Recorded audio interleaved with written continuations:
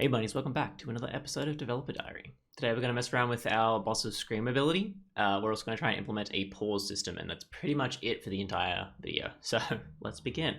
So to start with, I decided to attempt to use a coroutine again. Now we fucked around with that a lot in the goblins, but I thought maybe we should try it again because we got it to work. It just took a while.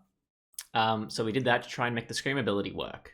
We called it Scream Wait, and we put a ghosting function right at the start of the coroutine to make sure that it wasn't ethereal, and we added a transform position to move the boss character up when it starts screaming.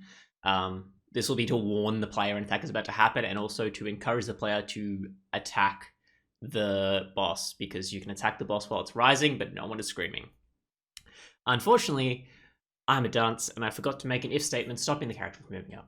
So we tested that out, and would you look at that? It just went straight up. Yeah, so after that, I think it was really late at night, but it could have just been because I'm an idiot, because that's likely. I assumed it was the ghost function confusing the system. I don't know why I changed it, but I swapped that around, which actually ended up making me quit the coroutine because I thought it wasn't working because of something, like because of it was a coroutine. But it was just that I'm dumb. So I ended up putting it in the Scream function at some point, but I still use the same code, so we'll keep explaining stuff in the coroutine, just know that it's not going to stay there. So we add an if statement, making sure the boss can only move up after that, which is we made sure that its position can only move to its original position +2. So what that happens is basically like if the position is 50, it'll move to 52 and then stop. I'm trying to make the code a little bit more repeatable. So if I need to reuse code like that kind of thing, I don't have to change anything. It'll just be this. So like if I added that to any other code, as long as there was an original position that was recorded, it should just work. So it won't shift. Basically, it'll always be the same thing. And because we have an original position, the character can also always move to its original Y position if anything happens. So I test the code again, and it pushes me back, but it doesn't go up.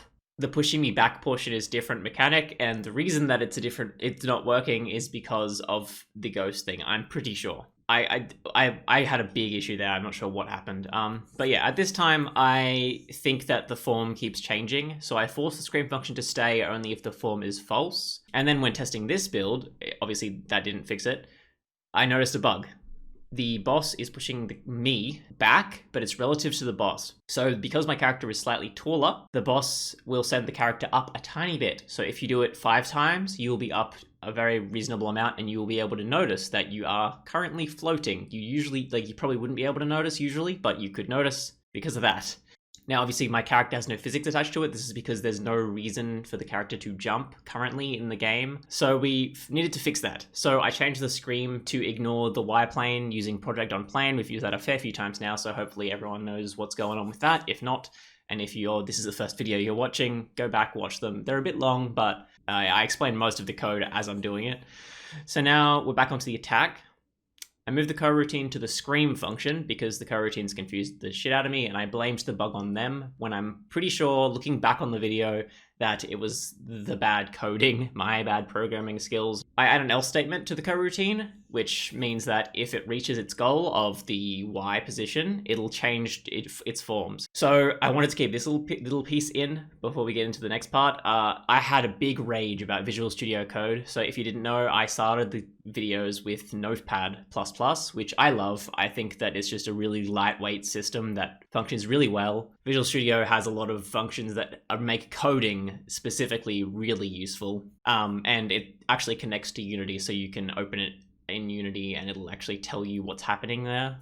So by default, Visual Studio has a horrendous autocomplete system. It's really delayed to the point, and there's like not really an explained like how to avoid the autocomplete if you're doing something. It'll just autocomplete as soon as you type your next letter. So if you type a curly brace and you type a letter, it will put the curly brace in front of the letter, which doesn't make sense. I obviously want it to the side of the next letter I write, but it just doesn't do that. So I spent almost half an hour of this recording, which was an hour and a half, just trying to fix Visual Studio's settings. So after that, we have liftoff. I believe it was because of the else statement.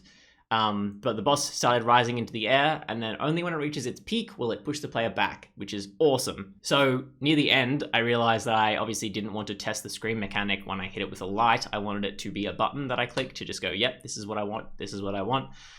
So I used the escape key to make it like scream every time I clicked the button, which makes things a lot easier, and I wish I had that at the start, you know, hindsight 2020, all that kind of stuff. Yeah, so then I was done with the mechanic. There was still some bugs to fix out. There's still going to be stuff that I'll do post developer diary, but I am done with it for now. I think I added it more next episode, and I will probably still have to edit it some more before I'm finished with it.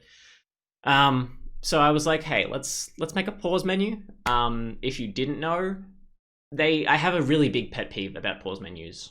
In the sense that a lot of games, like the horror Indie Insider games, if you watch my Indie Insider series, do not have a pause menu. They just have, if you click escape, you end the game. When you're playing like a 15-minute horror game and you're 10 minutes in and you go, oh, I need to pause it because I need to go to the toilet, I need to answer the door, ends the game completely, and you have to start from minute 0 again because there's no save function because it's an indie game. So there's a pet peeve with that. Either make a menu or make a auto save function. You have to have one or the other or both. I've actually seen like a lot of my Indie Insiders, I've actually explained to the programmer of the game, like the game developer has gone on to my video, my review, and have said they didn't even think about it, but it's always in my mind. There's a fear. A lot of gamers have a fear of pressing escape buttons on indie games because they don't know if it's going to ruin their life. So always make a pause menu, even if it's the first thing you do. It's not that hard to do, apparently, as I'm about to show you. So I made the script called game paused, and I added just a simple code which will flip time scale from 1 to 0. So by default, it's at 1, which is like a 1%, I guess. Well, 100%, right? So 2 is 200%. It'll go double the speed kind of thing. So setting it to 0 stops anything that's time-based. So I'm pretty sure that's most of the function update stuff. And anything with times time written on it. So the issue with that is a lot of my code didn't have times time on it. I had to make it flip a Boolean too, which then I use that Boolean in other codes, which I learned in this episode that you can do. If you have a variable static a variable that is static and public, it can be transferred across scripts by calling the script. So every script I added a if game paused dot game is paused. Game is paused was the variable, game paused was the script. So if game is paused, if game is not paused was what I added, then it will shut down everything as long as the game is paused that's in that. So I added that to every update function in every script that I have. I also removed the cursor script, so I don't know if I actually showed you the camera and I think the camera and the player movement mostly was done when we got to the developer diary. I made it for something else and then I copied and pasted it. So the cursor is actually a function which makes the cursor invisible when I'm playing.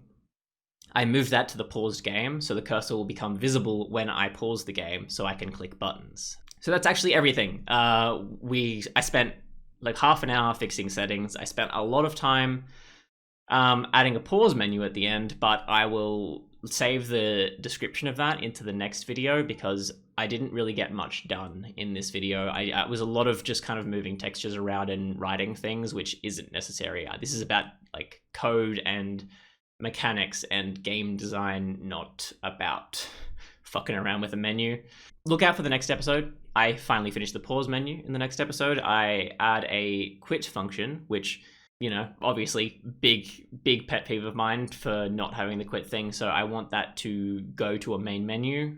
Next episode, I also attempt to add the final attack that we're going to code on camera. I'm not going to code the projectile attack on camera. I'll do that afterwards and I'll show you in the monthly updates. I'm still not sure if it's going to be a monthly update. It might just be every time I update the game. So I'll have like a series of things I have to do before the next patch, I guess, in a sense.